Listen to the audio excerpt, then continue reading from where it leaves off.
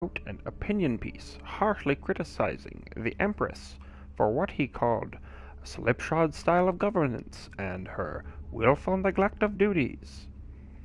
Authorities are convinced the Crown Killer is the culprit, given the gruesome details of the crime scene. As Her Majesty's most outspoken adversaries fall one by one to this notorious assassin, we boldly ask, is it now the duty of the Royal Protector to murder all who dare criticize the throne? That was difficult. Was not prepared for that. And I apologize profusely. But I think I'm going to keep doing it.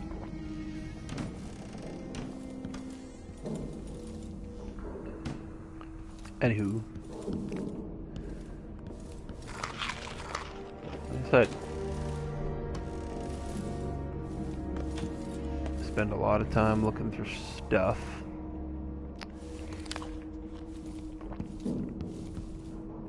You know what? I have much better memory of certain missions in the game than others.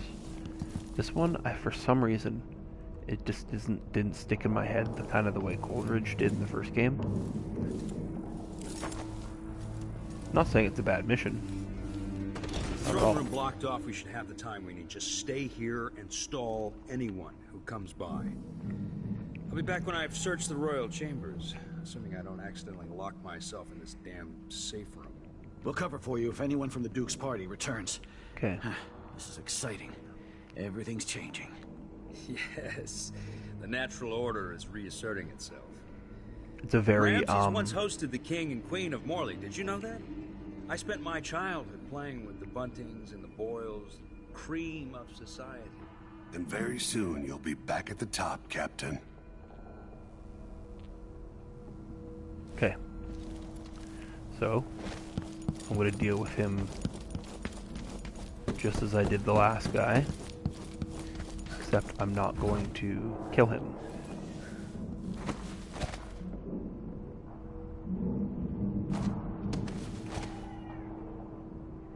I'm going to drop on top of him and I'm going to use the knockout assassination move.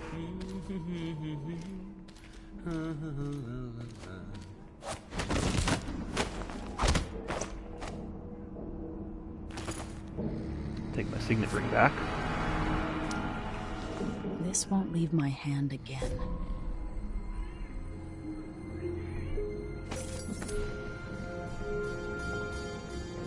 Alright.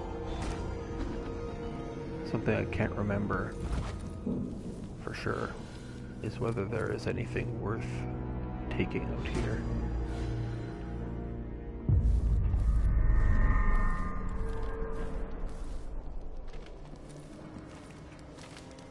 Take a little walk. Well, miserable. One march and dust and...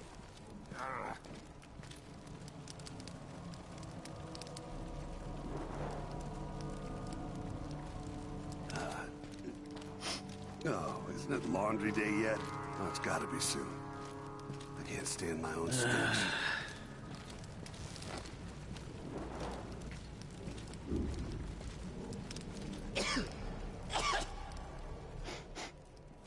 Air feels heavy. Hard to get a good lungful.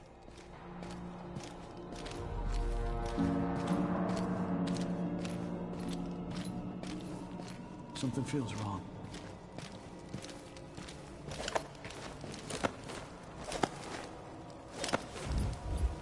Request for new boots. What? Hey!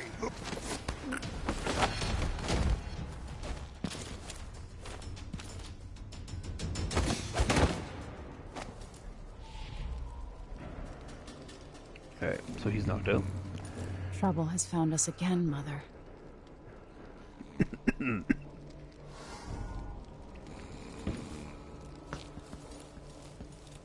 Father, I don't know how, but I'll make this right.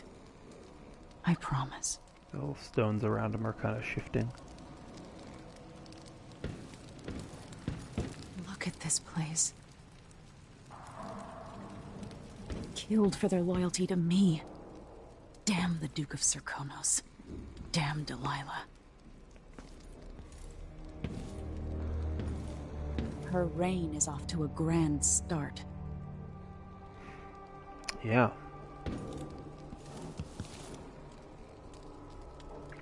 A lot of senseless killing, as Corvo would say.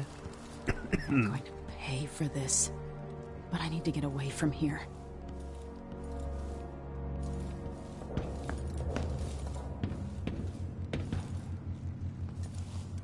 Just corpses everywhere. Senseless slaughter.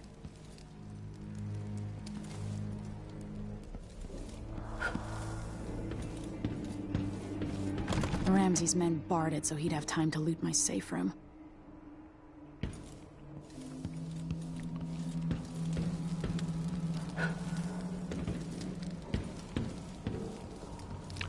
Sniff out some candles. Why not? Anyways.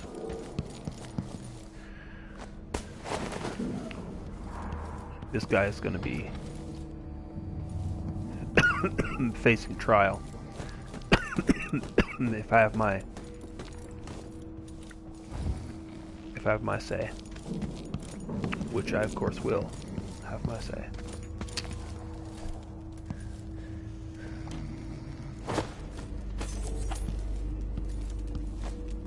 Anton Sokolov made this lock.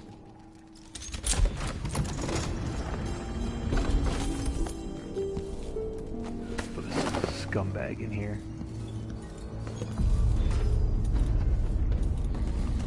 Imperial safe room.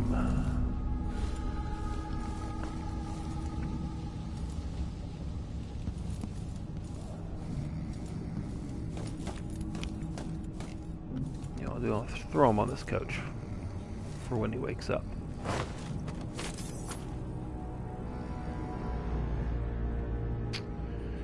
Of course, he's not going to be leaving here.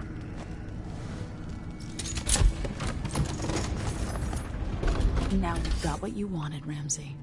The Imperial suite atop Dunwall Tower. Stay put until this is all set straight, Ramsey. Enjoy the rations and well water, sleeping next to a fortune.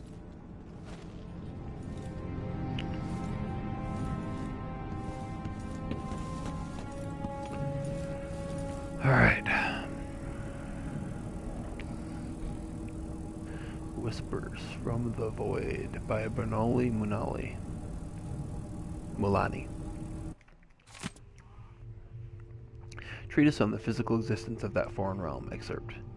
It is common story. A person is stopped breathing, pinned under a carriage wheel or some other tragic happenstance, and is thought to be dead. But when the weight is removed, they make a quick recovery. Nonetheless, for a moment or two, this person was lost to us, lost to the world itself. What did they experience while in this temporary death? Darkness, nothingness. No, indeed not. They tell us that so many have not, that they were in a particular place and can describe it vividly. And who among us does not know this place? Have we not seen it in our dreams? This is where this place we share in the furthest reaches of our minds, the realm where nothing makes sense, where one is at once both lost and home, the void. Whispers from the Void by Bernoulli Mulani 2. These little glimpses of the void in dreams, or as described by those awakened from comas, are not limited to a select few. My interviews, I've gleaned that there's not a single citizen without such visions, at one time or another. This, then, must be a real place, not folklore or mass delusion. Perhaps exists deep below the earth or far above it, perhaps it's right next to us but hidden. Some trick of the light or a wondrous curtain bars from fully knowing it. We all but wait in the natural philosophy to unlock the phenomenon, to show us how to see it at will. When so revealed, it will not be a fearsome place any longer, not the distant and special realm described in myth of the outsider.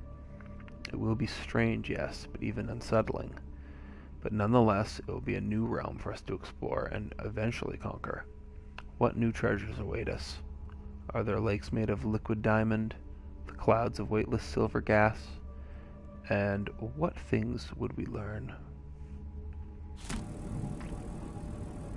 Bullets. Close that up. Get some shit. Alright, ooh. Old That. Samuel made this. I'm glad he didn't live to see me driven out of Dunwall Tower.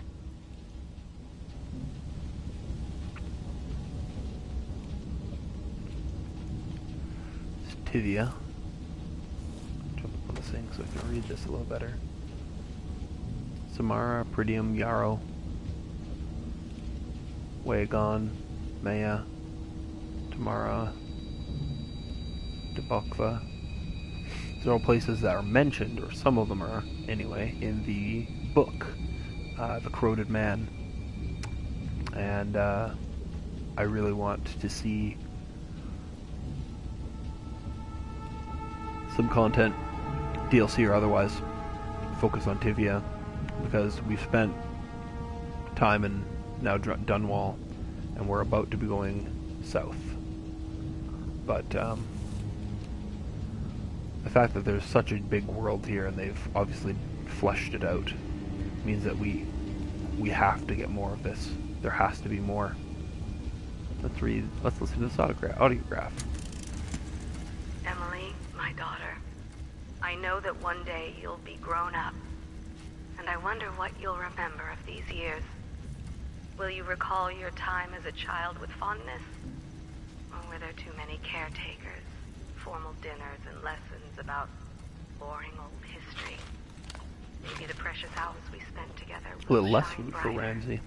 Time Hey, look. captured now and then with your mother and with Corvo. It's the doll. I can't remember what her name Who is. was But always close to my heart. I hope the season of rats and Mrs. plague will be nothing more something. than a passing shadow on your early memories. A crisis come and passed, weathered by your mother and her advisors. You'll sit on the throne someday, and will do well, I hope. It's some a of her tricky art life, from the first full of game. responsibility and peril. It was not your choice to be the daughter of an empress, but I believe you'll rise to the challenge. Stay good-hearted, Emily. Keep drawing and telling stories, and only share your power with those you truly trust. If only I could talk to my mother one more time. Photano, the Royal Protector in Our Times, Part 1. His parents were older at the time of his birth, and his father died in a lumber accident outside the city when Corvo was still young. Around that time, his only sibling, a firstborn sister, moved away to Morley. The family subsequently lost all contact with her. Only 16, Corvo dazzled the people of Karnaca when he entered and won the annual Blade Verbena. The spectators from all over Serkonos were thrilled to see someone so young and striking, from working-class family, advance through the duel after duel, eventually taking the prize. His unexpected outcome secured Corvo a junior officer ranking in the Grand Serkonan Guard.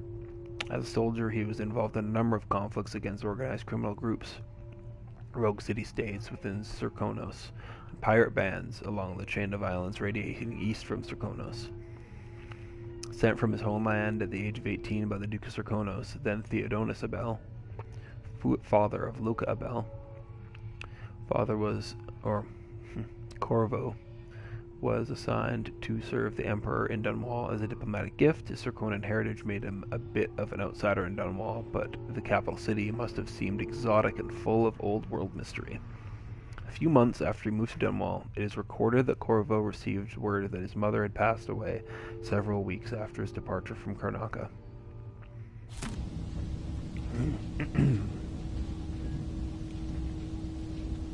Alright.